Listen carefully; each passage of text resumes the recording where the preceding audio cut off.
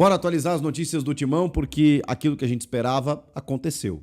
O Corinthians correu para confirmar e inscrever o meia-atacante Vitinho, ex-Botafogo, Inter, Flamengo, jogador muito conhecido que estava na Arábia Saudita, sem clube desde que encerrou a temporada, há cerca de 2 meses. O Fabinho Soldado foi lá, 31 anos o Vitinho, acertou com ele já foi anunciado, tudo certo. Acho que é um jogador que vai agregar, tem uma ótima finalização, jogador que não é mais um velocista, mas tem característica de drible, de presença no ataque, é muito bom jogador.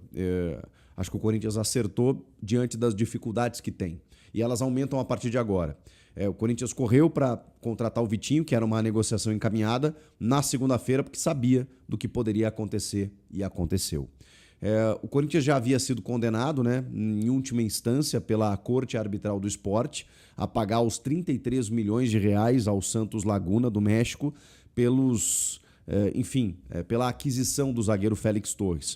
O Corinthians pagou a primeira parcela, não pagou o restante, e com juros, multas, trâmites, custos jurídicos, tudo isso, o custo chegou a 6 milhões de dólares, 33 milhões de reais. Se o Corinthians não pagasse, até essa segunda-feira, ele sofreria uma das sanções previstas pela FIFA, que é justamente o transfer ban, que é justamente a impossibilidade de você inscrever jogadores. Você pode contratá-los. O Corinthians pode contratar quem ele quiser, só que ele não pode inscrever.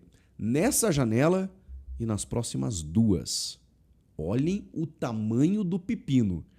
Não pode inscrever nessa janela, na janela do final do ano e na janela do meio do ano que vem. Só na janela do final de 2026 para 27. O Corinthians poderia voltar a inscrever os jogadores. Ou paga o valor e pronto, a sanção é derrubada. De onde o Corinthians vai tirar esse dinheiro, eu não sei, porque ele já antecipou receitas da Liga Forte. O Osmar Stabile é um presidente interino, tem que aguardar novas eleições aí previstas pelo Conselho Deliberativo para a gente entender essas eleições de forma indireta, ou seja, apenas por membros do Conselho que votarão, para a gente saber qual será o presidente até o fim de 26, até o fim da gestão que seria do presidente Augusto Melo, presidente impeachmentado no último sábado. Pois bem, e agora que você não pode contratar? Você tem que pagar esse valor, beleza. Não sabemos o que vai acontecer nos próximos passos. O fato é que as contratações estão emperradas, interrompidas. O Corinthians não pode mais contratar ninguém. Como eu disse, poder pode, não pode inscrever, então não vai contratar. Não pode contratar nesse momento. Mas esse valor de 33 milhões de reais, que já não é baixo, por um zagueiro que você pouco utiliza, porque ele realmente se mostrou, desde que chegou, insuficiente, ele pode aumentar. Por quê? Porque ainda tramita também no CAS, na Corte Arbitral do Esporte, processos envolvendo Rodrigo Garro e Matias Rojas.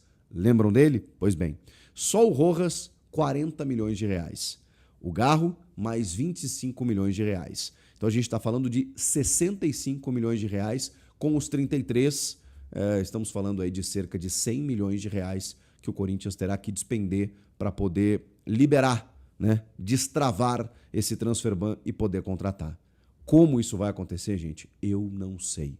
O fato é que o Corinthians ainda aguarda essas 2 decisões a respeito do Rodrigo Garro e do Matias Rojas, mas também já houve derrotas jurídicas do clube que apenas aguarda a punição, a sanção, para ter que pagar, né? O Tajeres, no caso do Rodrigo Garro, e o Matias Rojas, o próprio, que entrou com uma ação de justa causa contra o clube, contra o empregador. Eu nunca tinha visto isso, porque simplesmente combinaram uma coisa com o Rojas, não cumpriram, e ele já tinha ameaçado fazer isso e fez. E tá aí, né?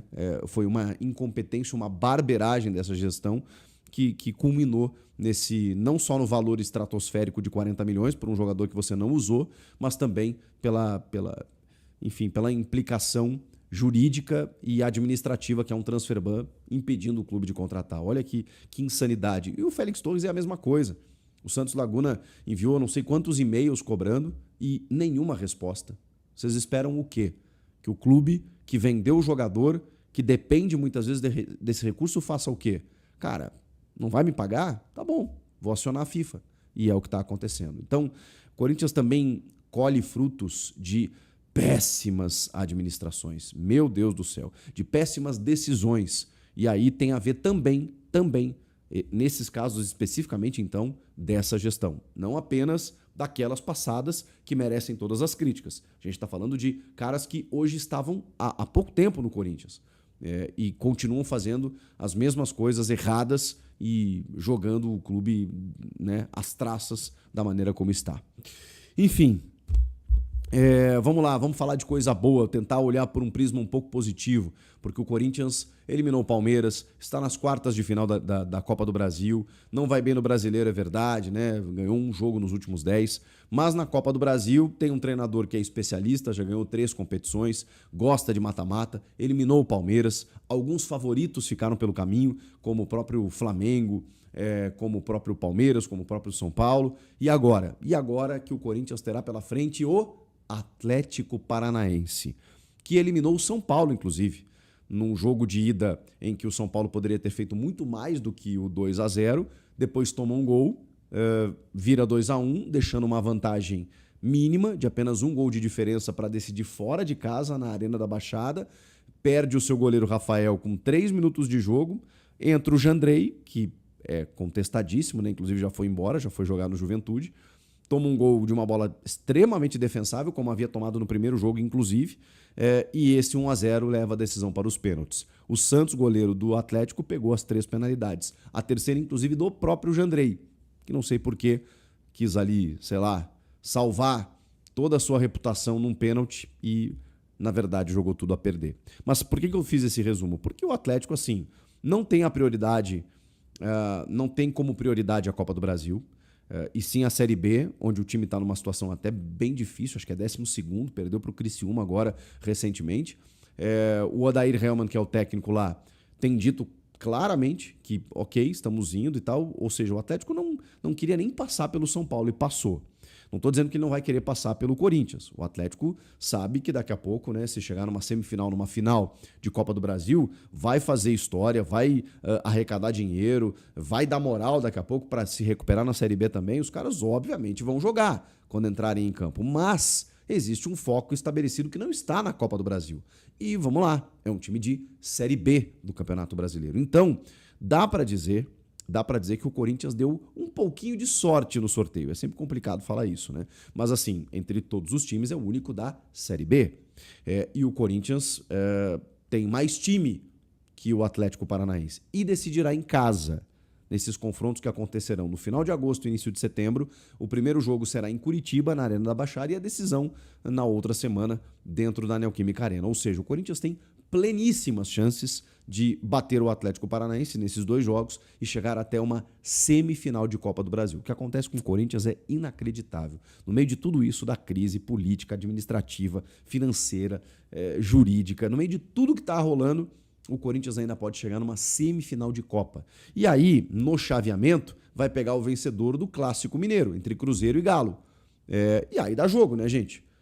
Claro que até lá o Memphis está de volta, o Carrilho não volta mais, mas assim, se tiver Memphis, Yuri, Garro, jogadores titulares, dá jogo contra Cruzeiro ou contra Galo. Acho que dá. E aí, o Corinthians pode até chegar numa final de Copa do Brasil, onde do outro lado tem Vasco e Botafogo, Fluminense e Bahia. É uma competição muito interessante e muito possível, né? Porque a gente está falando de mata-mata, onde as coisas se equilibram. Então, acho que o Corinthians tem muitas dificuldades nesse momento, mas, ao mesmo tempo, acaba superando certos desafios por conta da história, da torcida, do mata-mata e de tudo que vocês já sabem. O que vocês acham que vai rolar? E sobre essas dívidas, hein? Sobre o Transferban, que loucura. Comenta aqui, inscreva-se no canal, eu volto na próxima. Tchau!